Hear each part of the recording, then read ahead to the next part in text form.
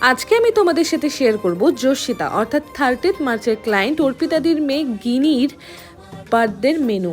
প্রথমে দিয়েছিল একটা সাদা প্লেট আর দেন দিয়ে দিয়েছিল এক টুকরো কেক, যেটা যোশিতার বার্থডেতে কাটা হয়েছিল। তারপর একে একে চলে আসে বাকি খাবারগুলো। চলো সেগুলো তোমাদের সাথে শেয়ার করি। প্রথমে দিয়েছিল ভেজ চপ, যেটা খেতে অসাধারণ ছিল।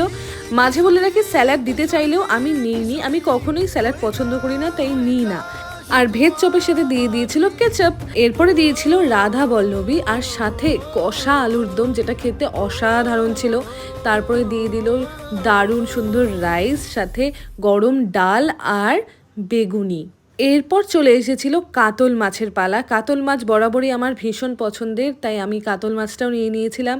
অ্যান্ড দেন চলে আসলো ফ্রাইড রাইস, সাথে চিলি ফিশ, যেটা ছিল আর মাছের। তারপর চলে আসলো চাটনি আর মিষ্টি। কেমন লাগলো ভিডিওটা সবাই কিন্তু অবশ্যই জানিও। টাটা।